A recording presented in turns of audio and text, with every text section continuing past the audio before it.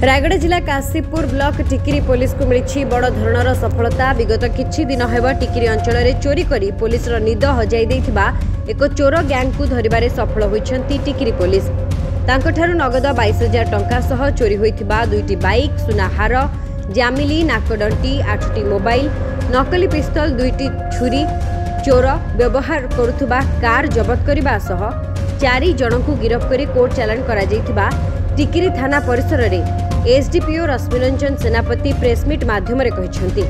अभियोगकारी नयगढ़ जिला सिंदुरिया गाँव आजिर अहमद नीलगिरी काठ लोड करने 15 तारिख में टिकिरी थाना अंतर्गत पहंडी छक निकट में गाड़ी रखी शोते राति प्राय 12टा समय पर 4 जन व्यक्ति आसी पिस्तल और छुरी देखाई 6,000 टंका मोबाइल एवं फोनपे माध्यम 22,000 टंका नहीं जाइथिले।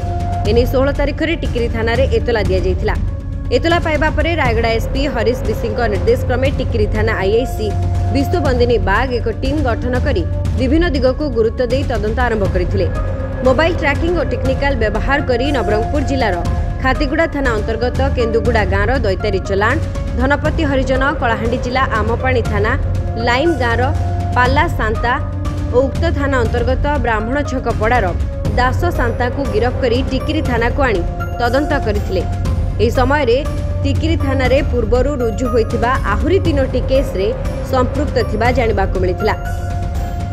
गत 16/6/24 रे उजीर अहमद नामक जने ट्रक ड्राइवर टिकिरी थाना आसी रिपोर्ट करथिले कि 4 जन दुर्बृत्त आसी तांको मुंडरे बंदूक रखी तांकोठु मोबाइल फोन ता छड़ी नै छंती एवं तांकर फोन पे पासवर्ड नै करी सेथिरु 22,000 टंका ट्रांसफर करके नै जायछंती। एइटा को भित्ति करके हमर टिकिरी आईएसी टिकिरी थाना PS case number 125/24 under section 392/34 read with section 66 C IT act along with section 25-27 arms act रे केस रुजु करथिले।